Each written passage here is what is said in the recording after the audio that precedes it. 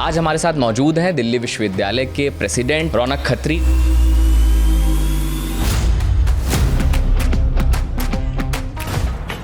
Windows तोड़ रहे होते हैं वो, कई छात्रों के बीच में खड़े होकर के एडमिनिस्ट्रेशन के साथ झगड़ रहे होते हैं।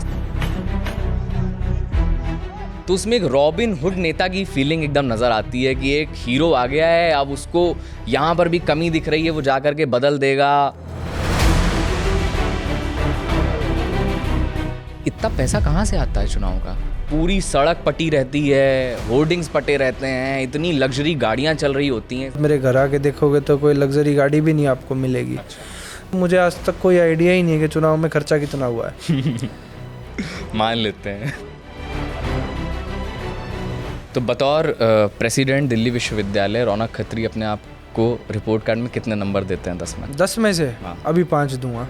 क्या स्टूडेंट यूनियन के पास बहुत पैसा है?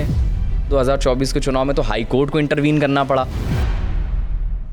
दिल्ली विश्वविद्यालय में जो पीएचडी एडमिशन्स में धांधली हो रही थी उसके बारे में बात की थी। जिनके जुगाड़ हैं वो नेट क्वालिफाइड लोग भी नहीं हैं और यूनिवर्सिटीज़ में बैठे हुए हैं। क्या था ये पूरा घोटाला? कौन लोग इसमें इन्वॉल्व थे? डीयू में क्या चल रहा था? इंटरव्यू के मार्क्स के बेसिस पर एडमिशन का इनटेक था। चाहे सरकार देश में किसी की भी बने, शिक्षा एक इंडिपेंडेंट बॉडी रहनी चाहिए हमेशा, जिसमें सरकार की इन्वॉल्वमेंट ना हो। नहीं तो आज अगर एबीवीपी के लोग अपॉइंट हो रहे हैं या आरएसएस के लोग अपॉइंट हो रहे हैं, कल को अगर कांग्रेस की सरकार आएगी तो एनएसयूआई के लोग अपॉइंट होने लग जाएंगे। ये सरासर गलत है। राहुल गांधी जी ने आपके वो वाले वीडियोस देखे हैं जो हम लोग के सामने आते रहते हैं, जिसमें आप एकदम जा करके खतरनाक कहीं कुछ बवाल काट रहे होते हैं, कहीं इस बारे में मेरी राहुल जी से कोई बात नहीं हुई। पूछना चाहिए था। हेलो एंड वेलकम, मेरा नाम है मुकुल सिंह चौहान और जिस ब्रेकिंग डाउन पॉडकास्ट में आपका बहुत बहुत स्वागत है। आज हम बात करेंगे स्टूडेंट पॉलिटिक्स की। जब देश में तमाम सारे मुद्दे हैं जिन पर लोग खामोश रहते हैं, तब हमेशा से ऐसा रहा है कि छात्र आंदोलनों और छात्रों ने आवाज़ उठाई है देश के तमाम मुद्दों पर। स्टूडेंट पॉलिटिक्स में अब बहुत कम चेहरे नज़र आते हैं। उनमें से एक चेहरा है जो आजकल बहुत चर्चा का केंद्र बना हुआ है, तमाम सारे प्रोटेस्ट करता हुआ नज़र आता है। कहीं विंडोज़ तोड़ रहे होते हैं वो, कहीं छात्रों के बीच में खड़े होकर के एडमिनिस्ट्रेशन के साथ झगड़ रहे होते हैं। इस तरीके की तमाम सारी चीज़ें करते हुए नज़र आते हैं।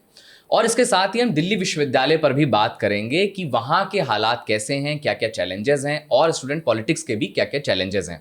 आज हमारे साथ मौजूद हैं दिल्ली विश्वविद्यालय के प्रेसिडेंट, जो कि एनएसयूआई से एक 7 साल बाद चुने गए, रौनक खत्री। रौनक, बहुत बहुत स्वागत है आपका हमारे पॉडकास्ट में। बहुत बहुत शुक्रिया मुकुल जी। तो अभी तो बहुत सारी चर्चा चल रही है, मतलब काफ़ी नाम चल रहा है, इंटरव्यूज़ आप दे रहे हैं लगातार।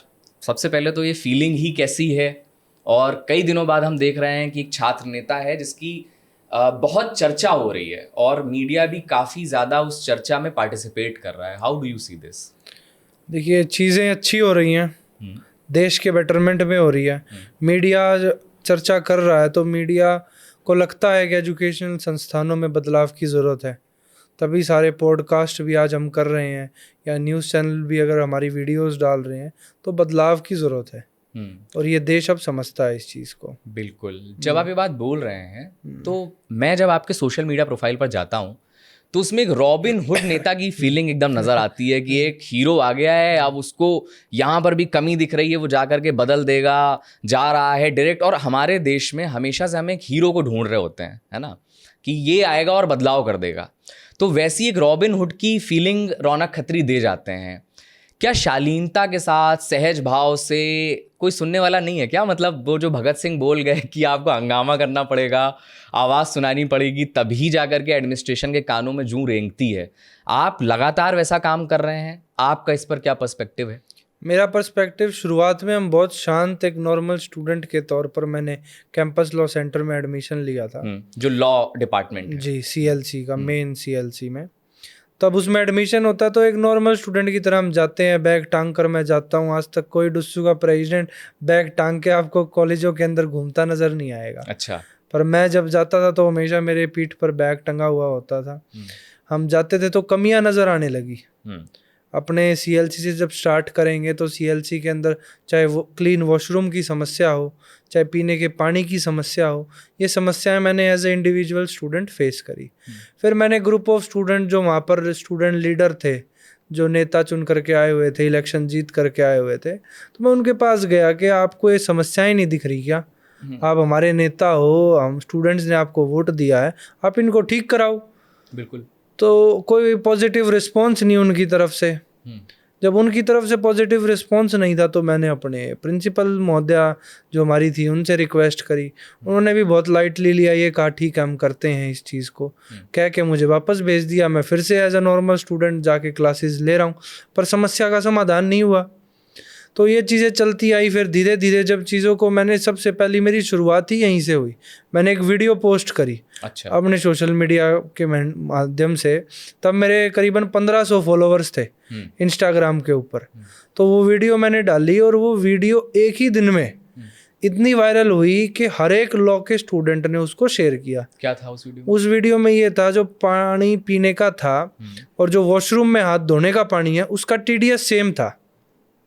तो कितनी बड़ी आश्चर्यजनक बात है कि जो पानी हम पी रहे हैं और जिस पानी से हम हाथ धो रहे हैं वो सेम पानी था। इस बात का बच्चों को भी नहीं पता था। जब मैंने TDS से उनको दिखा के वीडियो में प्रूव करा, तब स्टूडेंट को नज़र आया कि ये तो यार बहुत बड़ी समस्या है। फिर उस वीडियो, जब वो वीडियो वायरल होने लगी तो वो हमारे प्रिंसिपल महोदया तक भी पहुंची। तो उन्होंने कहा कि मैं कर रही थी इस काम को, आपने वीडियो क्यों डाली? अच्छा। मैंने कहा मैम मेरे को 10 दिन हो चुके हैं, मैं कब तक आपके आगे हाथ जोड़ूं? मैं अपनी आवाज़ तो उठाऊंगा, मैं कोई नेता बनने तो यहाँ आया नहीं हूँ। मैंने तो एक वीडियो डाली है ताकि सब लोग इस चीज़ को जाने। और मैंने तो स्टूडेंट्स के पर्सपेक्टिव से डाली है कि स्टूडेंट गंदा पानी ना पिए, बायकॉट करे इस पानी का जो आप पानी पिला रहे हो बच्चों को। तो उनको समझ आया, उन्होंने कहा वीडियो डिलीट करो। मगर मैडम मैं वीडियो डिलीट नहीं करूँगा, आप जो एक्शन लेना चाहो मेरे खिलाफ आप ले सकते हैं। एक्शन तो वो क्या लेंगी, मैंने कोई इंस्टीट्यूशन की बदनामी नहीं करी। जो दिखाना था मैंने वो जो जेन्युइन चीज़ थी वो मैंने शो करी। फिर उसके बाद धीरे धीरे फिर हमें समझ आया कि ये सिर्फ हमारे कॉलेज की प्रॉब्लम नहीं है, DU के हर कॉलेज की सेम समस्या है, चाहे वो पीने के पानी की हो, चाहे वॉशरूम की हो, चाहे इंफ्रास्ट्रक्चर की हो। तो उसके बाद से फिर मुझे मैसेजेस आने लगे इंस्टाग्राम के, भैया आप मेरे कॉलेज आओ, भैया आप मेरे कॉलेज आओ, भैया आप मेरे कॉलेज आओ। तो उन मैसेजेस पे मैं रिस्पॉन्ड करता गया, उन कॉलेजेस में जाता गया, टीम बनती गई, बच्चों का समर्थन जुड़ता गया। तो कोई हमारा पॉलिटिकल या राजनीतिक इतिहास नहीं है। एक नॉर्मल स्टूडेंट के तौर पर हम एडमिशन लेते हैं और आज इस डुसू प्रेसिडेंट की सीट पर आकर बैठे हैं। अच्छा, आपने रौनक 7 साल बाद NSUI को वापस लाया है जी दिल्ली विश्वविद्यालय में, तो ये बहुत चैलेंजिंग रहा होगा, आसान तो नहीं रहा होगा। इसमें जब भी इलेक्शंस होते हैं दिल्ली विश्वविद्यालय में तो एक सवाल मेरे जहन में हमेशा आता है कि इतना पैसा कहाँ से आता है चुनाव का? मतलब पूरी सड़क पटी रहती है, होर्डिंग्स पटे रहते हैं, इतनी लग्जरी गाड़ियाँ चल रही होती हैं। इस बार तो 2024 के चुनाव में तो हाई कोर्ट को इंटरवीन करना पड़ा। उन्होंने बोला कि ये तो मेन स्ट्रीम पॉलिटिक्स से ज़्यादा पैसा खर्चा कर रहे हैं। तो मेरी 2 जिज्ञासाएँ हैं। एक तो जो प्रैक्टिकल है कि क्या, ये तो हम सब एक्सेप्ट कर चुके हैं कि भैया चुनाव लड़ना है तो पैसा चाहिए ही होगा, पैसा मसल पावर, ये 2 सत्य हैं। अब आइडियली आप चाहे जितनी बातें कर लीजिए। दूसरी चीज़ कि जब इस तरीके के नॉर्म्स बने हुए हैं 2006 का कि 5,000 रुपये आप कैंडिडेट इलेक्शन में खर्चा कर सकता है, ये नियम है ना? मुझे तो लगता है इससे हज़ारों लाखों गुना पैसा खर्चा होता है। तो कितना पैसा खर्चा होता है, कैसे मैनेज करते हैं? और अगर दिल्ली विश्वविद्यालय में आकर के जैसा आप बता रहे हैं कि आप एक सामान्य छात्र हैं, तो यहाँ तक पहुँचना कैसा रहा? मतलब कैसे कर पाए आप प्रैक्टिकली? अब जैसे एडमिशन लिया, छात्र तो सामान्य ही थे, घर से कोई इतनी लग्जरी गाड़ी, आप मेरे घर आके देखोगे तो कोई लग्जरी गाड़ी भी नहीं आपको मिलेगी। अच्छा। तो जब आए तो मेरा CLC का ग्रुप अपने आप में इतना मजबूत था, दोस्तों का और भाइयों का, जो रिश्तेदार हैं उनका, कि एक भी गाड़ी मेरी अपनी पर्सनल कभी भी इलेक्शन रैली में नहीं चली। अच्छा। वो हमेशा दोस्तों की गाड़ियाँ होती थी, यार दोस्तों की होती थी, रिलेटिव्स की होती थी। और उनको एक सपोर्ट, अब आप मेरे दोस्त हो तो आप एज अ दोस्त के नाते जितना आप इलेक्शन में मदद कर सकते होगे आप करोगे। तो निश्चित तौर पर जितने दोस्तों ने मदद करी है मेरे चुनाव में, अगर खर्चे की बात करूँ तो मुझे आज तक कोई आइडिया ही नहीं है कि चुनाव में खर्चा कितना हुआ है क्योंकि होर्डिंग की कोई जिम्मेदारी किसी ने ले रखी है, किसी ने पोस्टर की ले रखी है, किसी ने गाड़ियों की मैनेजमेंट की ले रखी है। सबकी अपनी अलग अलग जिम्मेदारियां होती हैं, वो उसको निभाता है। तो उस चीज़ में सब आगे से आगे बढ़ चढ़कर आए थे मेरे चुनाव में। तो इस तरीके से फिर ये चुनाव कंडक्ट हुआ और कंडक्ट करने के बाद चुनाव भी हमने बहुत अच्छा लड़ा। और हमारी तो शुरुआत में ही मांग ये थी कि होर्डिंग पोस्टर के कल्चर को ख़त्म करा जाए। अच्छा।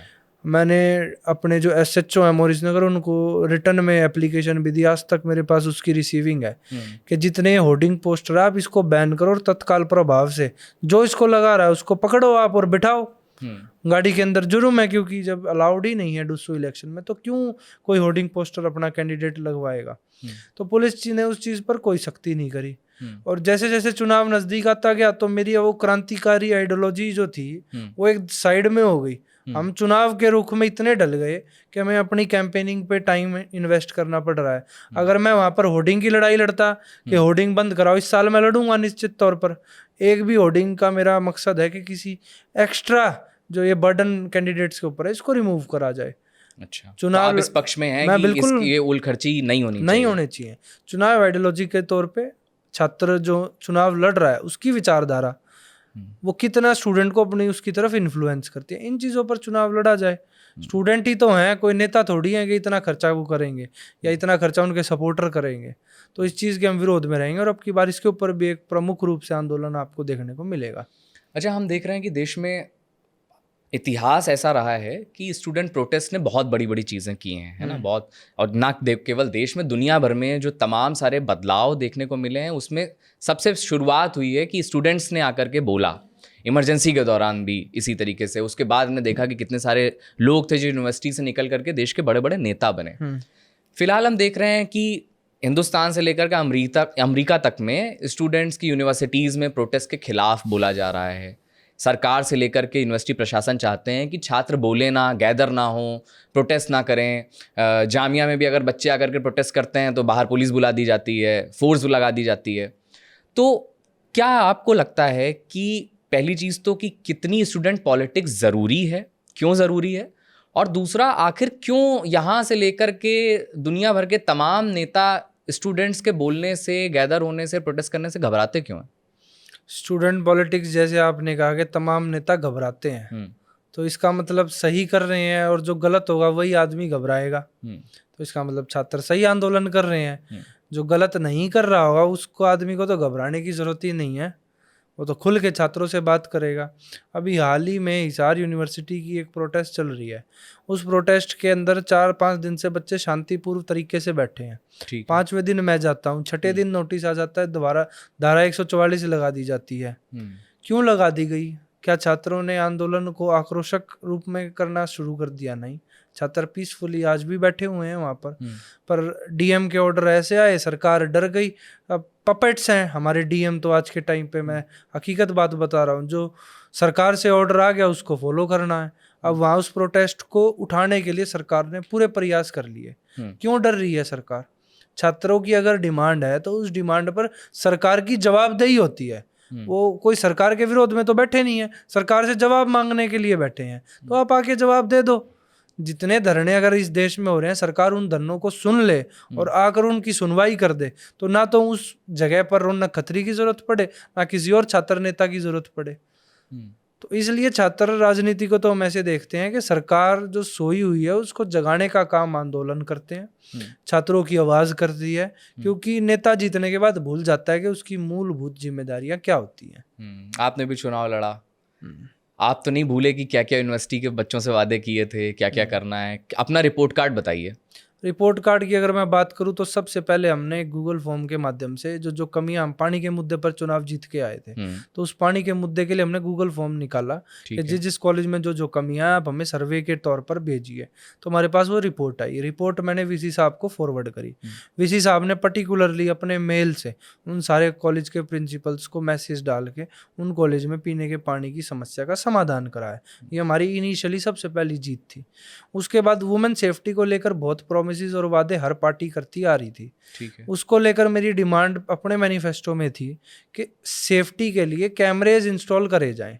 पूरे दिल्ली यूनिवर्सिटी में कहीं भी कैमरे नहीं थे। कितनी बड़ी विडंबना की बात है, किसी के साथ कोई चोरी भी हो जाए तो चोरी हुई है नहीं या नहीं हुई है वो सच जानने के लिए भी कैमरा नहीं है।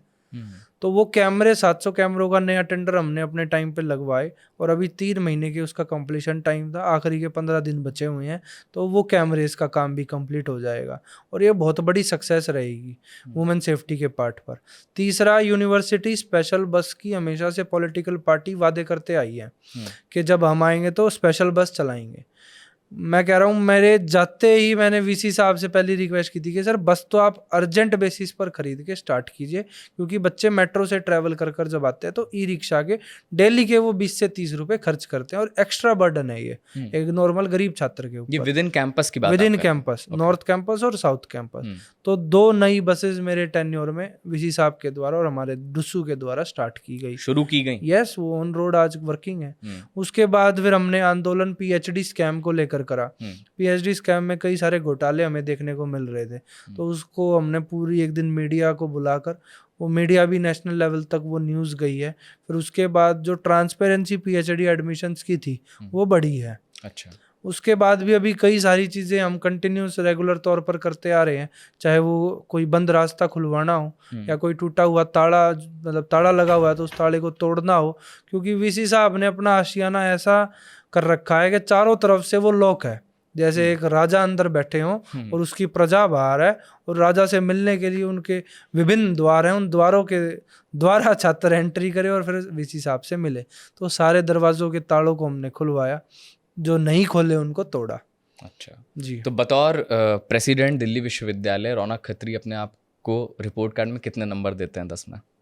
10 में से हाँ। अभी 5 दूंगा। अभी 5 देंगे, अभी काम बाकी है। 2.5 महीने का टेन्योर बचा है, 2.5 जब महीने का मैं बचा मन है। से संतुष्ट हो जाऊंगा, जब अपने आप को 10 में से 10 नंबर दूंगा। बहुत बढ़िया। मतलब मैं जी। तो सोच रहा था कि आप बोलोगे मैं तो 10 में 10 देना चाहता हूँ, मैं तो अभी काम कर रहा हूँ, नहीं, अभी लेकिन काम बचा हुआ है। काफ़ी ईमानदारी से आपने बोला। अच्छा रौनक, ये बताइए कि दिल्ली विश्वविद्यालय में इतना क्रेज़ क्यों है पॉलिटिक्स का? हमें नहीं पता, मैं दिल्ली विश्वविद्यालय से नहीं पढ़ा हूँ। क्या स्टूडेंट यूनियन के पास बहुत पैसा है इसलिए लोग आना चाहते हैं? जैसे कि 10 करोड़ खर्चा कर दिए और फिर उसके बाद मैं 30 करोड़ निकाल लूँगा, एमपी बन जाऊँगा, टिकट दिल्ली ले लूँगा जा करके, इतने पैसे खर्चा कर दूंगा चुनाव में, तो इतने पैसे मैं निकाल लूँगा, है ना? इसके पीछे क्या लोभ है? बिना लोभ के तो समझ नहीं आता आज के टाइम पे कोई भी, चाहे छात्र नेता हो, चाहे बड़ा नेता हो, कोई मंत्री हो, कि वो बिना लोभ लालच के कुछ करता होगा। ये क्या इन्वॉल्व है? क्या स्टूडेंट पॉलिटिक्स में डीयू की बहुत पैसा है, बहुत पावर है? ये थोड़ा समझाइए आप। देखो, रौनक खत्री को पैसों का 1% भी लोभ नहीं है। मैं तो एक बात हमेशा से कहता आया हूँ कि अगर समस्याएं इस दिल्ली विश्वविद्यालय के अंदर नहीं होती तो रौनक खत्री कभी दिल्ली विश्वविद्यालय के अध्यक्ष के लिए या चुनाव लड़ने के लिए कभी प्रयासरत ही नहीं होता। ओके। क्योंकि जब समस्याएं समाधान हो रखा होता तो हमें चुनाव लड़ने की जरूरत ही क्या थी? सब चीज़ें अच्छी चल रही हैं, एक अच्छी वेल सेटल्ड लाइफ। आज भी आपके पास मैं इस पॉडकास्ट में लेट पहुंचा हूँ, क्यों? शेड्यूल इतना बिजी हो जाता है, तो इस बिजी लाइफ से तो अच्छा एक नॉर्मल लाइफ जीना है। पर जब अगर देश को हमारी ज़रूरत है या दिल्ली विश्वविद्यालय को हमारी ज़रूरत है, तो हमारा मकसद सिर्फ एक था, चुनाव लड़ने का, कि हम समस्याओं का समाधान करें। और एक जो छात्र राजनीति एक गलत दिशा में जा चुकी है, कि जहाँ पर सिर्फ मनी, मसल और पॉलिटिकल पावर का यूज़ करके छात्र डुस्सू का चुनाव लड़ता है, उस पर एक ब्रेकेज, एक स्टॉप लगाने का काम करें। वो हमने बखूबी लगाया।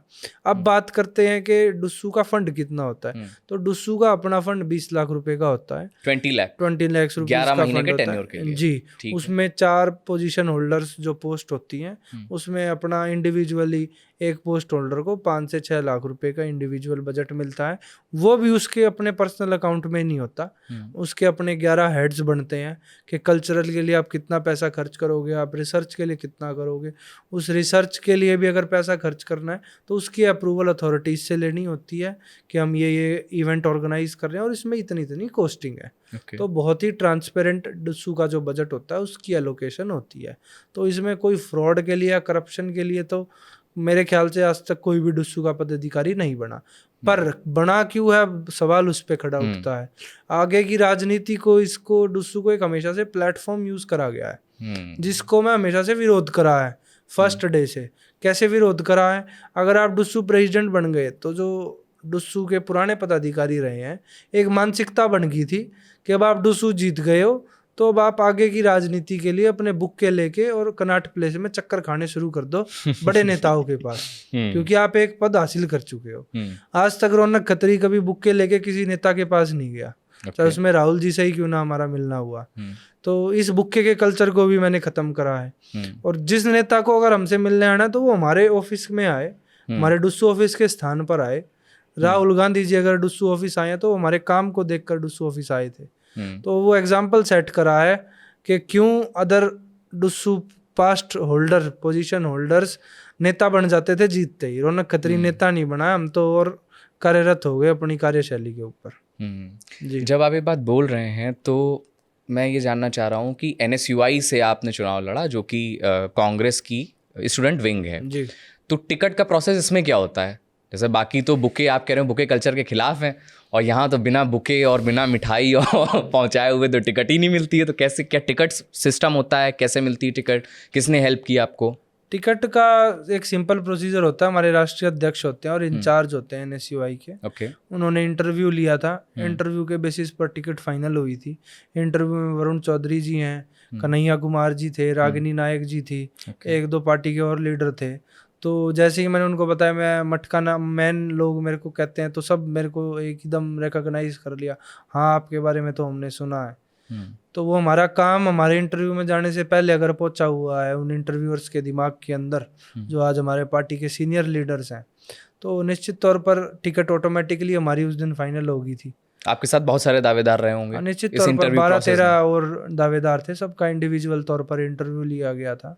शक्ति प्रदर्शन हुए थे, उसमें अपनी स्ट्रेंथ दिखानी थी। हर कॉलेज वाइज आपकी टीम की लिस्ट मांगी गई थी। तो ये क्राइटेरिया था, इसको हम फॉलो करते गए और हम टिकट, मतलब इसमें भी काफी मेहनत थी इस पूरी प्रोसेस में भी। निश्चित तौर पर। तो अभी हमने देखा कि राहुल गांधी दिल्ली विश्वविद्यालय आए और उसके बाद भी बहुत बवाल हुआ, है ना। आप ABVP ने और तमाम सारे स्टूडेंट्स ने बोला कि ये कैसे आ सकते हैं। आप देखा हमने कि आप लोग के साथ बहुत देर मीटिंग की। तो दो चीज़ें यहाँ से जानना चाहता हूँ। एक तो ये कि राहुल गांधी जब एक विश्वविद्यालय में जाकर के छात्रों से मिल रहे हैं, तो क्या उनका इस पे क्या वो था, आपने उनको रीच आउट किया था कि आप आइए दिल्ली विश्वविद्यालय में समस्याएं हैं, इनको उठाइए आकर के, या बहुत सारे लोग कह रहे हैं कि राजनीति के तहत किया गया, आना था, एक बवाल करना था, वो करवा लिया गया। दूसरा कि जो मेन स्ट्रीम पॉलिटिक्स है वो क्या विश्वविद्यालयों की पॉलिटिक्स को बहुत अच्छे से कंट्रोल करना या वहाँ नज़र रखना चाह रही है, इंटरेस्ट भी ले रहे हैं वो या नहीं ले रहे हैं? देखिए, इसमें दो पक्षों की बात है। दोनों पक्षों पे मैं क्लियर एक स्टेटमेंट देना चाहूँगा। एक पक्ष ऐसा है जो छात्र हित की बात करता है, ओके, वो है NSUI और कांग्रेस पार्टी का। एक पक्ष ऐसा है जो छात्र हित की नहीं, छात्र विरोधी बात करता है। मैंने रिक्वेस्ट लेटर हमारे प्रधानमंत्री नरेंद्र मोदी जी को भी लिखा था, राहुल गांधी जी को भी लिखा था। राहुल गांधी जी ने तो हमारी रिक्वेस्ट को एक्सेप्ट कर लिया। अब आधे लोग इस बात को ये कहेंगे कि NSUI के थे इसलिए राहुल गांधी जी आ गए। मैं कह रहा हूँ, मैं NSUI का नहीं हूँ, ABVP के 2 पोस्ट होल्डर और हैं। वो RSS से एफिलेटेड विंग है, RSS BJP से एफिलेटेड एक ऑर्गेनाइजेशन है। तो क्या वे 2 ABVP के पदाधिकारी मोदी जी को डुस्सू ऑफिस बुला सकते हैं, या मोदी जी हमारी समस्या को सुनने के लिए आ सकते हैं? वो नहीं आएंगे, उनके पास अपना समय नहीं हो सकता है, उनका शेड्यूल बिजी हो सकता है। मैं कहूँ एजुकेशन मिनिस्टर आ जाएं, उनका तो काम ही एजुकेशन पर बात करना है, पर वे भी नहीं आए। तो हम एज अ छात्र, एज अ डुस्सू रिप्रेजेंटेटिव अपनी बात कहाँ रखें?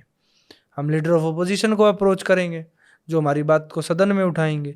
एक डिटेल डिस्कशन 1.5 घंटा चला है, उन्होंने तो 9 मिनट का ही राहुल जी ने अपने सोशल मीडिया हैंडल पर, यूट्यूब पर डाला है, पर वो डिस्कशन 1.5 घंटे का था।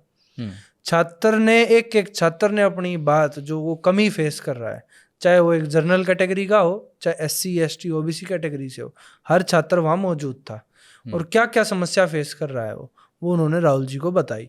राहुल जी ने इन रिवर्ट ये रिप्लाई दिया कि आप मेरे को एक डिटेल्ड रिपोर्ट दो, मैं उसको सदन में आवाज़ उठाऊंगा और जो आपके मुद्दे हैं ये सबके सामने, देश के सामने हम रखेंगे। तो स्टूडेंट्स को एक हौसला मिलता है। अब वहीं जो छात्र विरोधी दल है, दूसरा पक्ष जो है राजनीति का, वो राहुल जी का विरोध करता है। किस बात से विरोध करता है? कि वो बिना परमिशन के आए। मैं कहूँगा आज तक के डुस्सू के इतिहास में डुस्सू एक ऑटोनोमस बॉडी रही है। उसका कॉन्स्टिट्यूशन कहीं ये नहीं कहता कि आपको डुस्सू ऑफिस बुलाने के लिए XYZ अथॉरिटी की परमिशन की जरूरत होती है। मैं डुस्सू प्रेसिडेंट हूँ, मैं किसी को भी इनवाइट कर सकता हूँ।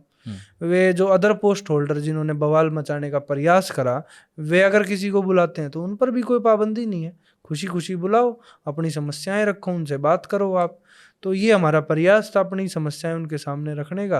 पर वही है, हर चीज़ को राजनीति में घुसेड़ दिया जाता है, जिससे छात्रों के मुद्दे पीछे रख दिए जाते हैं। अब वहीं पर दूसरा संगठन भी आके अपनी बात रखता अगर, तो कितना अच्छा मैसेज देश के ऊपर जाता, स्टूडेंट पॉलिटिक्स पे जाता, कि स्टूडेंट ने अपनी समस्या पार्टी की भूल कर रखी। अगर प्रधानमंत्री जी आएंगे, मैं सबसे पहले आगे जाऊँगा, सिर्फ इसलिए नहीं जाऊँगा कि वो हमारे प्रधानमंत्री और मुझे लाइमलाइट मिले, मैं इसलिए जाऊँगा उनकी समस्या, हमारी समस्या उनकी नज़रों में आए। तो वो मकसद होना चाहिए। राहुल गांधी जी ने आपके वो वाले वीडियोस देखे हैं जो हम लोग के सामने आते रहते हैं, जिसमें आप एकदम जाकर के खतरनाक कहीं कुछ बवाल काट रहे होते हैं, कहीं इस बारे में मेरी राहुल जी से कोई बात नहीं हुई। पूछना चाहिए था। कोई बात नहीं, अगली बार पूछ लेंगे। अगली बार मिले तो ज़रूर पूछिएगा। ये एक बात और बताइए कि जब यूनिवर्सिटीज़ को हम देख रहे हैं तो आप जिस तरीके की समस्याएं उठा रहे हैं, चाहे वो पानी की समस्या हो, चाहे आप क्लासरूम्स में एसी की बात कर रहे हैं, बेसिक इंफ्रास्ट्रक्चर की बात कर रहे हैं, ये तो बहुत बुनियादी चीज़ें हैं जो यूनिवर्सिटीज़ में होनी ही चाहिए। हमें आज भी इनके लिए लड़ना पड़ रहा है। फिर शिक्षा के स्तर, उसकी क्वालिटी एजुकेशन, कितने स्टूडेंट्स पे कितने प्रोफेसर होने चाहिए, कितने परमानेंट होने चाहिए, ये तो बात की ही बात हो जा रही है। तो जब इस तरीके का इंफ्रास्ट्रक्चर हम देख रहे हैं यूनिवर्सिटीज़ का, उसके बाद हम रैंकिंग्स देखते हैं, तमाम देशों से कंपेयर करते हैं, और फिर हम देखते हैं कि कहीं भारत की DU जहां आने के लिए दुनिया भर के, मतलब देश भर के बच्चे इतना प्रयास करते हैं, इतना कट ऑफ जाता है, वो इसलिए जा रहा है कि यहाँ आने के बाद उनको ये बेसिक चीज़ों से लड़ना पड़े। पेरेंट्स नॉर्थ इंडिया के यहाँ पर भेज रहे हैं, उत्तर प्रदेश के गांव से बच्चा आ रहा है, बिहार के गांव से बच्चा आ रहा है, मध्य प्रदेश के गांव से बच्चा आ रहा है, और फिर यहाँ आकर के उसको पता चल रहा है कि यहाँ पानी, क्लासरूम, टेबल, चेयर, इनकी समस्याएं हैं। तो जब आप इसको देख रहे हैं, एनालाइज कर रहे हैं, तो क्या स्थिति आपको नज़र आ रही है? ये जो डार्क रियलिटी ऑफ DU है, ये क्या सच में है, या फिर आपकी वीडियोस में हमें नजर आ जा रही है बाकी की दिल्ली विश्वविद्यालय बहुत चमकता दमकता है? क्या है सच्चाई? पहले तो आप मेरे साथ हाथ पकड़ के मैं आपको विजिट करा दूंगा, और इसका मैं एक रिप्लाई देना चाहूँगा पूरी आपकी बात का। देश में जो आज के टाइम पर हालात हैं वो बड़े ही स्पष्ट हैं। स्पष्ट कैसे हैं? छात्रों को बेसिक बुनियादी जो समस्याएं हैं उनके समाधान करने के प्रयास में ही लगाए रखो। अगर कोई छात्र नेता भी है तो किस चीज़ का प्रयास कर रहा है? आज मैं किस चीज़ का प्रयास कर रहा हूँ? मैं बैठने के लिए ठीक कुर्सी, और क्लासरूम के अंदर AC, पीने के लिए पानी, और सामने जो टेबल रखे उस पर पढ़ने के लिए पेन, वो अच्छे से किताब रख ले और पढ़ ले। मैं इस चीज़ की डिमांड कर रहा हूँ। क्या मेरी डिमांड ये होनी चाहिए? नहीं। जैसा आपने कहा कि भाई ये बेसिक चीज़ें तो होनी ही चाहिए, वो नहीं है फिर भी, तो इसको कौन ठीक करेगा? सरकार को ठीक करना चाहिए। उनकी मूलभूत सबसे पहला ये एक्ट ऑफ एक्शन में होना चाहिए, एक्शन प्लान के अंदर, पर नहीं कर रहे। दूसरी जो बात आ जाती है कि हमें लड़ना किसके लिए चाहिए? हमें लड़ना चाहिए कि भाई प्रोफेसर्स की अपॉइंटमेंट कैसे हो, बच्चा प्रोफेसर कैसे बने, उसकी करियर गाइडेंस कैसे हो, उसकी IAS की वो रैंकिंग में कैसे ऊपर जाए, उसका करियर डेवलपमेंट कैसे हो। हमारी लड़ाई इस चीज़ के ऊपर होनी चाहिए, पर हम लड़ रहे हैं इंफ्रास्ट्रक्चर के लिए। जब इंफ्रास्ट्रक्चर ही नहीं होगा तो कैसे आप उम्मीद कर सकते हो कि एक टीचर अच्छी शिक्षा दे पाएगा और एक बच्चा बैठकर अच्छी शिक्षा ले पाएगा? क्योंकि इतनी गर्मी के हालात DU के अंदर हो जाते हैं, दिल्ली के अंदर हो जाते हैं कि टीचर पढ़ा नहीं पाते। 15-20 मिनट की क्लास लेते हैं, फिर जाके अपने AC वाले स्टाफ रूम में बैठ जाते हैं। टीचर की भी गलती नहीं है, हम क्यों टीचर को दोषी ठहराएं? वो तो पढ़ाने के लिए आया है, पढ़ाना चाहता है। अब SRCC के क्यों मार्क्स की कट ऑफ ज़्यादा जाती है, प्लेसमेंट क्यों ज़्यादा जाती है? कभी किसी ने इस चीज़ के ऊपर सोचा ही नहीं है। क्यों? इंफ्रास्ट्रक्चर अच्छा है, हर क्लासरूम के अंदर AC है, टीचर पढ़ा के तो मन लगा कर पढ़ाता है और बच्चा मन लगा कर पढ़ता है। और जब इंटरव्यूअर्स आते हैं, बच्चे खुल के एक्सपोजर के साथ बोलते हैं। हर एक सेल उनका एक्टिव है जो करियर डेवलपमेंट पे काम करता है। तो उनकी लड़ाई इंफ्रास्ट्रक्चर की है ही नहीं। SRCC कॉलेज हुआ, चाहे हिंदू हुआ, चाहे इसमें हंसराज कॉलेज हुआ, इनकी लड़ाई है कि अच्छा करियर बच्चे का हम कैसे बनाएं।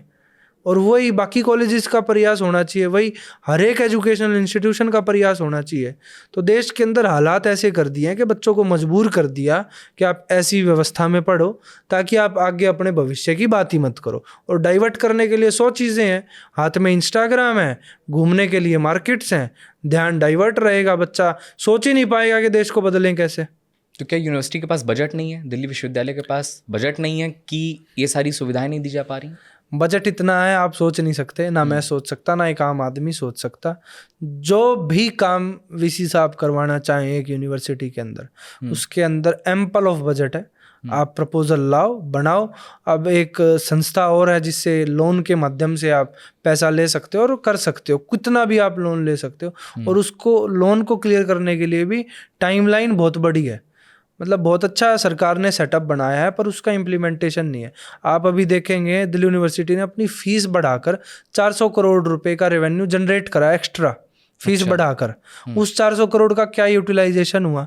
क्या वो इंफ्रास्ट्रक्चर पे पैसा लगा? नहीं, वो पैसा गया कहाँ? वो सरप्लस में पैसा है। कोविड के टाइम का बजट 4 साल का फीस तो स्टूडेंट्स ने दी है, वो एज इट इज कॉर्पस मतलब एक्स्ट्रा सरप्लस फंड है, वो आज तक अनयूटिलाइज्ड है। पैसा देश में कमी नहीं है, पैसे की देश में एजुकेशन मिनिस्ट्री में करने वालों की कमी है, नियत की कमी है। अच्छा जी, तो जब आप ये बोल रहे हैं कि पैसे की कमी नहीं है, फिर छात्रों को तरसाया क्यों जा रहा है? मानसिकता है कि छात्र पढ़े नहीं। छात्र पढ़ेगा नहीं तो बढ़ेगा कैसे? छात्र पढ़ लेगा तो सरकार से सवाल उठाएगा, सरकार के सामने अपनी पूरी मानसिकता के साथ, अपने विचारों के साथ सरकार से सवाल करेगा। तो जो मेन नींव है शिक्षा की, जहाँ से कहीं भी देश में एक रेवोल्यूशन आता है, चाहे वो हरित क्रांति के रूप में हो, चाहे वो शिक्षा क्रांति के रूप में हो, वो छात्र आंदोलन से ही निकल कर आता है। एक बीज है छात्र, उस बीज को अगर आप दबा दोगे, उसको पेड़ बनने ही नहीं दोगे, तो वो कैसे अपनी बात रखेगा? पर अब ऐसा नहीं है, छात्रों में बदलाव आ रहा है। आज के टाइम पे न्यूज़ चैनल से ज़्यादा रीच तो सोशल मीडिया हैंडल्स पर लोकल न्यूज़ चैनल्स की ज़्यादा है, या जो इंडिपेंडेंट प्लेटफॉर्म काम कर रहे हैं, न्यूज़ पहुंचा रहे हैं, तो वो युवा देख रहे हैं उस चीज़ को। आपने एक बीच में बहुत महत्वपूर्ण बात की थी, आपने दिल्ली विश्वविद्यालय में जो पीएचडी एडमिशन्स में धांधली हो रही थी उसके बारे में बात की थी। हम वो भी जानना चाहते हैं, क्योंकि रिसर्च स्कॉलर तक पहुंचने की जो जर्नी होती है वो बहुत मुश्किल है। जी, आप पहले बैचलर्स करो, फिर मास्टर्स करो, फिर नेट निकालो, फिर उसके बाद आपके एंट्रेंस होंगे, फिर एंट्रेंस देने के बाद आपका बैठेंगे आप इंटरव्यू में, तब जा कर के आप वहाँ तक पहुँचते हैं। और अगर वहाँ जाने के बाद, मेरे भी बहुत सारे जानने वाले स्टूडेंट्स हैं, मेरे साथ के लोग हैं जिन्होंने रिसर्च करने की कोशिश की, उनके अपने जुगाड़ नहीं थे और इस वजह से वो लगातार, इनफैक्ट नेट जेआरएफ क्वालिफाइड लोगों के भी एडमिशन्स नहीं हो रहे हैं यूनिवर्सिटीज़ में। ये बहुत बड़ा कंसर्न है। और जिनके जुगाड़ हैं वो नेट क्वालिफाइड लोग भी नहीं हैं और यूनिवर्सिटीज़ में बैठे हुए हैं। और फिर हम ये डिस्कशन करते हैं कि यूनिवर्सिटीज़ आगे क्यों नहीं बढ़ रही, हमारी रैंकिंग नहीं आ रही है ना। तो ऐसी परिस्थिति में जब आप इस तरीके का मुद्दा लाते हैं तो बहुत महत्वपूर्ण हो जाता है और देख करके बड़ा अच्छा लगता है कि चलो somebody is talking about this, जो कि सिस्टम में है। क्या था ये पूरा घोटाला, कौन लोग इसमें इन्वॉल्व थे और कैसे हो पा रहा है? आपके बोलने के बाद भी ये सब चीज़ें कैसे दुरुस्त नहीं हो रही? पहले बोलने से पहले लिस्टें आ जाती थी। उस लिस्टों में क्या होता था, नई यूजीसी की गाइडलाइंस के अनुसार 70-30 का रेशो था पीएचडी एंट्रेंस में बच्चे को एडमिशन लेने के लिए, ठीक है, स्कॉलर को। तो 70% मार्क्स उसके रिटन टेस्ट के इवेलुएट होते थे और 30% होते थे इंटरव्यू बेस्ड, जो इंटरव्यू ले रहा है। अब डीयू में क्या चल रहा था, इंटरव्यू के मार्क्स के बेसिस पर एडमिशन का इनटेक था। इंटरव्यू के मार्क्स के बेसिस पर जो उसका 70% का क्राइटेरिया था उसको साइड कर दिया, वो एक बक्से में डाल दिया। 30% जो अपना क्राइटेरिया था उसको वेटेज दे दी। उस इंटरव्यू जिसके ज़्यादा मार्क्स इंटरव्यू में आए उस बच्चे का इनटेक होता गया। ये प्रैक्टिकल बात थी। अब इन्होंने दिखाया कैसे उस चीज़ को? इन्होंने लिस्ट में मार्क्स ही नहीं दिखाए। अब मार्क्स नहीं दिखाएंगे तो आप किसी का भी एडमिशन ले सकते हो, किसको क्या पता चल रहा है किसके कितने मार्क्स हैं। तो इस स्कैम का हमने उजागर करा। अब देश की रीढ़ की हड्डी कौन है? शिक्षक, जो बच्चे को पढ़ा रहा है। अब शिक्षक कौन बनेगा? जो पीएचडी स्कॉलर बच्चा होगा, जो यहाँ से रिसर्च अपनी पूरी करेगा, कल को असिस्टेंट प्रोफेसर बनेगा। अब असिस्टेंट प्रोफेसर की जो नींव है अपॉइंटमेंट की, उस पर कैप्चर करो, उसको कैप्चर करो। अच्छे टीचर्स, अच्छी फैकल्टी को अपॉइंट मत करो, जो अपनी शाखा के लोग हैं उनको उस जाने के लिए उसमें मजबूर कर दो। मजबूर क्या कर दो? अपने लोगों का इन्होंने इनटेक करा, जैसे आपने बताया कि जेआरएफ क्वालिफाइड लोगों का भी एडमिशन नहीं हो पा रहा है। उसका रीज़न ही है इनके अपने लोगों की पूर्ति नहीं हो पा रही और इंटरव्यू बेसिस पर एडमिशन है सारे। तो ये बहुत बड़ा उजागर हमने स्कैम का इसका किया था। राहुल जी को भी बताया था बच्चों ने कि सर ऐसे ऐसे दिल्ली यूनिवर्सिटी में हो रहा है और देश के अलग अलग यूनिवर्सिटीज़ में भी हो रहा है। तो उन्होंने कहा है कि मेरे को एक डिटेल्ड रिपोर्ट दो, जैसा मैंने आपको बताया, तो निश्चित तौर पर हम देंगे। तो पीएचडी की जो हालात आज देश के समय में है वो तो छात्र से भी ज़्यादा बुरे हैं, क्योंकि वो तो सारा पढ़ कर भी टीचर नहीं बन पा रहा, प्रोफेसर नहीं बन पा रहा, तो उसके लिए कितनी शर्मनाक बात है कि वो जेआरएफ भी क्वालिफाइड है, नेट भी क्वालिफाइड है, फिर भी वो प्रोफेसर नहीं बन पा रहा। तो देश की विडंबना है कि जहाँ शिक्षकों की हमें कमी भी देखने को मिलती है और शिक्षक इतने सरप्लस हैं जिनको नौकरी नहीं मिल रही। क्या प्रोफेसर्स के अपॉइंटमेंट में भी ये धांधली है? निश्चित तौर पर धांधली है। अपना पैनल होता है। मैंने हमेशा से एक इंटरव्यू में बात कही, आज आपके चैनल के माध्यम से भी कहूँगा कि शिक्षा का और पॉलिटिक्स का दूर दूर तक नाता नहीं होना चाहिए। चाहे सरकार देश में किसी की भी बने, शिक्षा एक इंडिपेंडेंट बॉडी रहनी चाहिए हमेशा, जिसमें सरकार की इन्वॉल्वमेंट ना हो। नहीं तो आज अगर एबीवीपी के लोग अपॉइंट हो रहे हैं या आरएसएस के लोग अपॉइंट हो रहे हैं, कल को अगर कांग्रेस की सरकार आएगी तो एनएसयूआई के लोग अपॉइंट होने लग जाएंगे। ये सरासर गलत है। हम नहीं, इनफैक्ट ये कहा भी जाता है कि जब जिसकी कांग्रेस की सरकार थी तब हुआ भी है। तो निश्चित तौर पर मैं इसका विरोध करता हूँ, क्योंकि इंडिपेंडेंट बॉडी है एजुकेशन, उस एजुकेशन के स्तर को हम राजनीति में ना धकेल के उसको एक इंडिपेंडेंट तरीके से अगर रन करा जाए तो बहुत ही अच्छा मिसाल पूरे वर्ल्ड भर देने का काम इंडिया के स्टूडेंट्स कर सकते हैं। पर सिर्फ पॉलिटिक्स ही एजुकेशन की जो रीढ़ की हड्डी है उसमें दीमक लगाने का काम कर रही है। जी, अभी जब यूनिवर्सिटीज़ में स्टूडेंट्स आपके पास आते हैं तो सबसे ज़्यादा बच्चे कौन सी समस्या लेकर के आपके पास आ रहे हैं जिनमें अभी तक आप कोई रास्ता नहीं निकाल पा रहे हैं काम करने का? कुछ सॉल्यूशन आपके पास भी नहीं नज़र आ रहा है, उस तरीके की क्या समस्याएं आ रही हैं आपके पास? बिल्कुल आ रही है। गर्मी में बच्चे एसी में बैठना चाहते हैं, विजी साहब लगाने को तैयार नहीं है। क्यों तैयार नहीं है? पैसा भी है फिर भी तैयार नहीं है, देना नहीं चाहते कि रौनक का नाम हो जाएगा, क्योंकि हमारी प्रमुख मांगे रही हैं। दूसरे जो सबसे बड़ी समस्या है वो न्यू एजुकेशन पॉलिसी की इम्प्लीमेंटेशन। अच्छा, इम्प्लीमेंटेशन में बहुत ज़्यादा लूप होल्स हैं। मेरे पास 10,000 से ज़्यादा गूगल फॉर्म पर बच्चों का डाटा है जिनके रिजल्ट में कमी है। असेंशियल रिपीट दिखाया गया है, पेपर देने के बावजूद भी फेल दिखाया गया है। असेंशियल रिपीट दिखाया गया प्लस में एब्सेंट दिखाया गया है। मतलब अगर आपने पेपर दिया है और पेपर में फिर बाद में एब्सेंट शो हो रहा है, क्यों? टाइपिंग एरर हो गया या इतनी छोटी छोटी सिली मिस्टेक्स कर दी टीचर ने कि वो मार्क्स नहीं भेज पाए आगे, मार्क्स फिर वो चढ़े नहीं।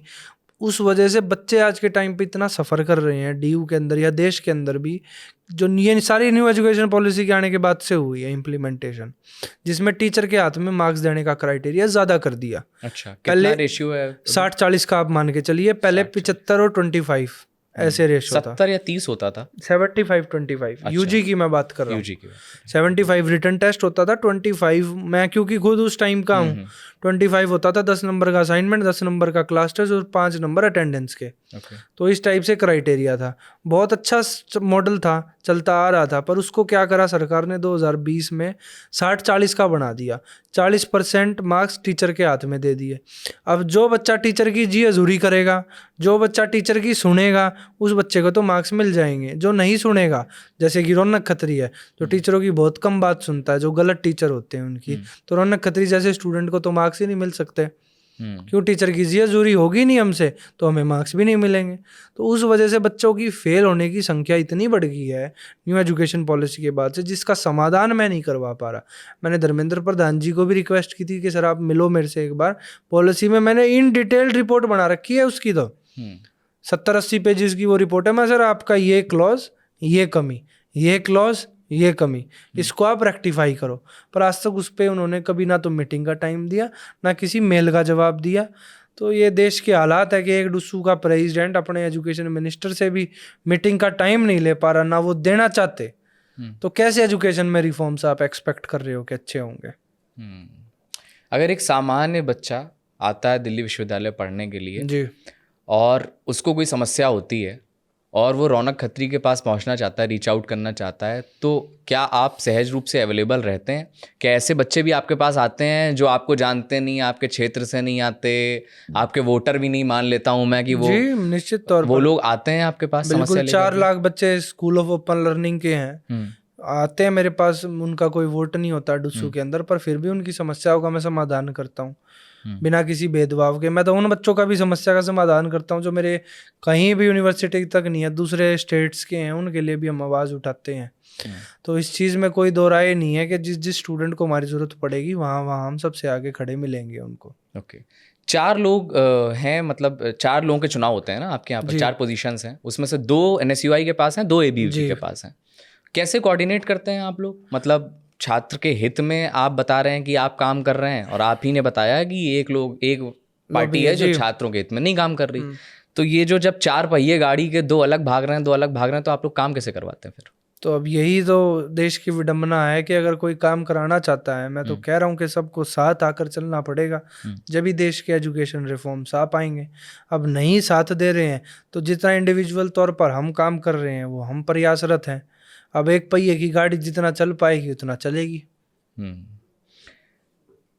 तमाम सारे लोगों ने कांग्रेस छोड़ करके बीजेपी ज्वाइन करी। क्या रौनक खत्री भी ऐसा तो नहीं होगा कि आगे आने वाले समय में अभी एक आइडियोलॉजी का विरोध कर रहे हैं, बोल रहे हैं कि वो उधर ठीक नहीं है, फिर कल को क्या भविष्य में हम देख सकते हैं कि रौनक खत्री भी भारतीय जनता पार्टी के साथ काम करते हुए नजर आ रहे हो? देखो, मैं हमेशा से एक बात कहता आया हूँ कि जो पार्टी अच्छा काम कर दे उसका हम झंडा पकड़ने के लिए तैयार हैं, पहली चीज़। पर इसका ये मतलब नहीं है कि रौनक खत्री भारतीय जनता पार्टी में जाएगा। हमारा आइडियोलॉजिकल तौर पे भी, इनकी विचारधारिक तौर पर भी, और जिस प्रकार से एक स्लेव मेंटेलिटी बीजेपी और ABVP अपने कार्यकर्ताओं की बनाती आ रही है, उसका हम कट्टर विरोध करते हैं। तो इसलिए ऐसा तो भविष्य में आपको कभी देखने को नहीं मिलेगा कि रौनक खत्री भारतीय जनता पार्टी में है या जाने का सोच रहा है, ऐसा कभी नहीं होगा। आगे पॉलिटिक्स ही करनी है, पॉलिटिक्स करनी है, ये प्रयास नहीं है। बदलाव लाना है, ये प्रयास है। लेकिन आज के टाइम पे तो पॉलिटिक्स एक बढ़िया मतलब माध्यम है, तो निश्चित तौर पर उसका यूज करेंगे हम। पॉलिटिक्स का यूज करना इन द सेंस काम के लिए यूज करना है। अगर किसी पद पर जाने से किसी समस्या का समाधान हो रहा है तो निश्चित तौर पर अगर जनता चाहेगी तो चुनाव भी लड़ेंगे, पद भी ग्रहण करेंगे और उस समस्या का फिर समाधान भी करेंगे। जब आप इतना ज़्यादा पॉलिटिक्स में इन्वॉल्व रहते हैं तो फिर अपनी पढ़ाई पे कैसे ध्यान देते हैं? क्योंकि आपको तो साथ के साथ एग्जाम भी देने होते होंगे। मैं शुरू से प्रोफेसर्स डरते तो नहीं है आपसे कि पास कर देते होंगे, पता चले फेल कर दिया तो रौनक बवाल कर देंगे। DU की आंसर शीट पे स्टूडेंट्स के मार्क्स भी नहीं, मतलब नाम भी शो नहीं होता है कि पेपर किसका है। वो शीट फाड़ दी जाती है पहले वाली, और सीरियल नंबर के आधार पर मार्किंग होती है। तो ऐसा नहीं है कि रौनक खत्री से डर के टीचर मार्क्स दे देगा।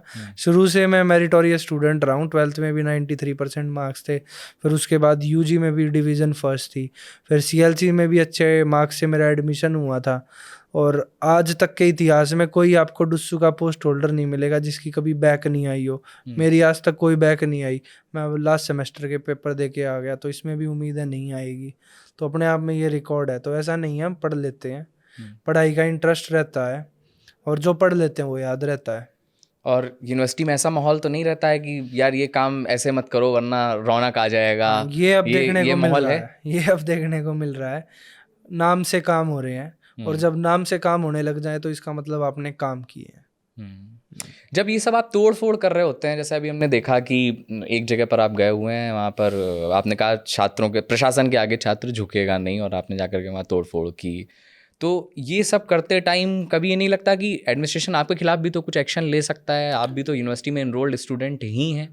देखो, एडमिनिस्ट्रेशन जो एक्शन लेना चाहे हमारे पास ऊपर ले सकता है, वो एडमिनिस्ट्रेशन का अपना अधिकार है। पर जो हमारा अपना अधिकार है, जहाँ जहाँ छात्रों की राइट्स को दबाया गया है, उन राइट्स को दोबारा से उठाना और उनको सॉल्व कराना हमारा अधिकार है। तो जो प्रशासन हमारे ऊपर एक्शन लेना चाहे वो प्रशासन ले। जो हम प्रशासन के ऊपर एक्शन ले रहे हैं उस पर हम अपने आप पर रोकथाम नहीं लगाएंगे।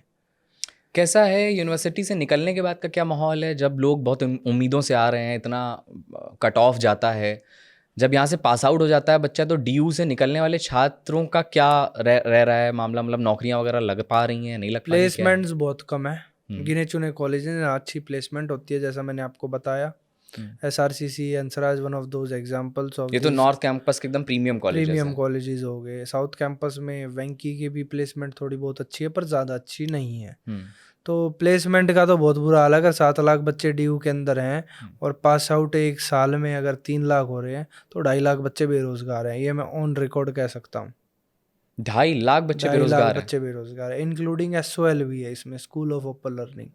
अभी हाल ही में मैंने एक वीडियो रिलीज़ की थी, उसमें रिक्शा वाला मेरे को आके कह रहा है कि भैया मैंने DU के सॉल से अपनी ग्रेजुएशन करी है और मैं रिक्शा चलाने पर मजबूर हो रखा हूँ, नौकरी ही नहीं है, मैं क्या करूँ। मैं इंग्लिश भी बोल सकता हूँ, मैं टाइपिंग भी कर सकता हूँ, मैंने कंप्यूटर क्लासेस भी ले रखी है, पर फिर भी नौकरी नहीं है, वो रिक्शा चला रहा है। तो पढ़ा लिखा नौजवान जब रिक्शा चला रहा होगा देश के अंदर, तो जो एक अनपढ़ इलिटरेट आदमी होगा, इसका मतलब वो तो रिक्शा भी नहीं चला पा रहा होगा, कि उसके पास खरीदने के लिए रिक्शा के लिए भी पैसे नहीं होंगे। तो बतौर DU प्रेसिडेंट क्या आप प्लेसमेंट्स को लेकर के भी कुछ इनिशिएट कर रहे हैं या प्लेसमेंट कर रहे सेल हमने बनाया हुआ है, वो मैंने उसके साथ कोई जिक्र नहीं करा कि मैंने क्या क्या रिपोर्ट कार्ड में काम करे हैं। 10-12 हमने सेल्स बनाए हुए हैं, जिसमें स्पोर्ट्स, प्लेसमेंट, लीगल और मेंटेनेंस, PWD, मतलब ये सारी एक type of smart portfolio of ministry हमने तैयार की है, जिसमें समस्याओं के समाधान के लिए हमारी वो टीम काम कर रही है। प्लेसमेंट की अभी हमने 2-3 ड्राइव्स भी कंडक्ट करी हैं, जिसमें हमने अपने तौर पर रोजगार देने का डुस्सू की तरफ से प्रयास किया है। अच्छा, और भी तमाम नेता हैं, जैसे हमने देखा कि अभी रविंद्र सिंह भाटी एक ऐसे नेता उभरे जिन्होंने छात्र राजनीति की, और इसी आप जिस फॉर्मेट में काम करते हैं लगभग इसी तरीके से एक दबंग छात्र वाली पॉलिटिक्स करते हुए वो आज MLA हैं, MP का भी चुनाव लड़ा था, वो हार गए बहरहाल। क्या छात्र राजनीति का भविष्य अभी आप क्या देख रहे हैं देश में? क्योंकि बीच में हमने छात्र राजनीति की बदनामी भी बहुत सुनी। JNU प्रकरण के बाद देश में एक नैरेटिव बना कि स्टूडेंट पॉलिटिक्स ख़राब है। बच्चे जब यूनिवर्सिटी जाने लगे तो पेरेंट्स पहले ही बोलने लगे कि अरे जा करके वहाँ राजनीति में नहीं पढ़ जाना, प्रोटेस्ट में मत जाओ। बहरहाल इसकी भी अपनी एक वो है कि यूनिवर्सिटीज़ में प्रोटेस्ट का कल्चर कितना इम्पॉर्टेंट है। क्यों बड़े बड़े आंदोलन छात्रों ने उठाए हैं और उनकी बात उन्होंने की, क्योंकि उनको पढ़ाया जाता है ऐसा। तो अभी आप क्या फ्यूचर देख रहे हैं? क्या वो फ्यूचर आपको ब्राइट नज़र आता है, डार्क नज़र आता है, कैसा है? छात्र राजनीति का भविष्य बहुत ब्राइट है। जो छात्र आज देश की बात कर रहा है, वो छात्र आज देश की बात नहीं कर रहा, वो शिक्षा प्रणाली के ऊपर बात कर रहा है, जिससे आने वाले समय में युवाओं का देश भारत कहा जाता है। और उस युवाओं में शिक्षा के स्टूडेंट्स भी आ जाते हैं और रोज़गार पाने के लिए भी युवा आ जाते हैं। तो युवाओं से ही इस देश को जाना गया है और आने वाले समय में युवा ही राजनीति में प्रवेश करते हुए नजर आएंगे। आप बहुत आर्टिकुलेटेड बोलते हैं, मतलब क्या उम्र क्या है अभी आपकी? मेरी 23 साल। 23 साल आपकी उम्र है। आपके बात करने का ठहराव, बोलने के वर्ड, सब कुछ एकदम परफेक्ट, एक सधे हुए मंझे हुए राजनेता वाले हो गए हैं। कौन है रोल मॉडल आपका? मतलब किन्हें आप सुनते हैं, देखते हैं? शहीद आजम वीर भगत सिंह को हर एक जेल डायरी के उनके पेजेस मैंने पढ़े हुए हैं। मेन तो रोल मॉडल हमारे शहीद आजम वीर भगत सिंह जी ही है। जी, सिर्फ भगत सिंह हैं रोल मॉडल? जी। और उसके बाद अभी कंटेम्प्रेरी पॉलिटिक्स में कोई राजनेता हैं जिनको आप देख करके बोलना सीखते हो कि ऐसे बोलेंगे, ये तरीका होना चाहिए? मेरे बोल मेरे विचारों के हैं। मैं कभी किसी की स्पीच को ना कॉपी करता हूँ, सुनता ज़रूर हूँ। जो स्पीच अच्छी लगती है या जो इंस्टा पर चीज़ें आती हैं, फेसबुक पर आती हैं, जो ट्विटर पर जो चीज़ें वायरल होती हैं, उनको सुनता ज़रूर हूँ कि स्पीच में क्या ऐसा कहा है जो गलती रही है। तो गलतियों को तो पकड़ता ही हूँ, जो अच्छी चीज़ है किसी से सीखने की तो वो भी सीखते हैं। सोशल मीडिया का डार्कर साइड हमारे सामने रौनक बहुत आता है कि ये किस तरीके से हमारे लिए ख़राब है। बट जब मैं आपके वीडियोस देखता हूँ तो मुझे लगता है it really help for you. आपके सोशल मीडिया ने आपको बहुत रीच दी, लगभग 8-9 लाख फॉलोअर्स हैं आपके इंस्टाग्राम पे। आप उसका उपयोग भी करते हैं, दूर तक बहुत आवाज़ जाती है, यूनिवर्सिटी के बाहर के भी लोग उसको देखते हैं। इसको आप किस तरीके से यूज़ करते हैं? कि आपकी टीम है जो ये चलाती है, क्या है इसका? टीम नहीं है, जो DU के मेरे कुछ भाई मेरे साथ जुड़े हुए हैं चुनाव के टाइम से ही, वही सोशल मीडिया संभालते हैं। पहली चीज़। दूसरी चीज़, सोशल मीडिया एक ऐसा आज के टाइम पे टूल है, नेशनल मीडिया तो आपको कवर करेगी ही नहीं, दे आर वेरी बायस्ड। तो इंडिपेंडेंट, हम एक इंडिपेंडेंट आवाज़ है। हमारी आवाज़ को अगर लोग पसंद कर रहे हैं, हमारे काम को अगर लोग पसंद कर रहे हैं तो लोग जुड़ रहे हैं। आज मैं किसी भी स्टेट में जाता हूँ तो 2000 से 3000 की मेरे पास अपनी स्ट्रेंथ है, जो हर स्टेट में मेरे को स्वागत करने के लिए, बुलाने के लिए तैयार है। तो आज के टाइम पे बहुत बड़ी एक सक्सेस मैं कहूँगा मेरी रही है कि 6 महीने में इतने लोग मेरे साथ जुड़े हैं और जो चाहते हैं कि मैं उनकी स्टेट्स में जाके, उनकी यूनिवर्सिटीज़ में जाके उनकी आवाज़ बनूँ। तो कितना बड़ा मैसेज सोशल मीडिया के माध्यम से हुआ है। तो निश्चित तौर पर ये किसी भी स्टूडेंट लीडर को भी मदद करेगा और मुझे भी करी है। थैंक यू रौनक, आप आए, आपने स्टूडेंट पॉलिटिक्स पे बात की, डीयू पे बात की, कई सारे मुद्दों पर आप मुखर होकर के बोल रहे हैं। ये अपने आप में बहुत होप देता है आज के टाइम पे, जब हम देख रहे हैं कि ज़िम्मेदार लोग अपनी ज़िम्मेदारियों को निभाने में थोड़ा पीछे नज़र आ रहे हैं। उस वक्त में अगर आप छात्रों के हित की बात कर रहे हैं तो ये अपने आप में बहुत अच्छी बात है। इसी तरीके काम है बतौर डीयू प्रेसिडेंट आपका, तो आप उसको अच्छे से कर रहे हैं, बहुत अच्छी बात है। इसको लगातार बनाए रखिए जितना भी टेन्योर आपका बचा है। हम चाहेंगे कि 10 में 10 के स्कोर के साथ आपसे बातचीत हो। निश्चित तौर पर। और थैंक यू, आप आए, हमें बहुत अच्छा लगा आपसे बहुत बात बहुत करके। धन्यवाद आपका भी और जिस न्यूज़ का भी। तो अगर आपको ये बातचीत पसंद आई हो रौनक के साथ की, आपके इस पे क्या विचार हैं, हमने स्टूडेंट पॉलिटिक्स को समझने की कोशिश की, दिल्ली विश्वविद्यालय की समस्याओं को समझने की कोशिश की, आप बता सकते हैं। चैनल को लाइक करिए, सब्सक्राइब करिए और अपने व्यूज़ बताइए। बहुत बहुत धन्यवाद।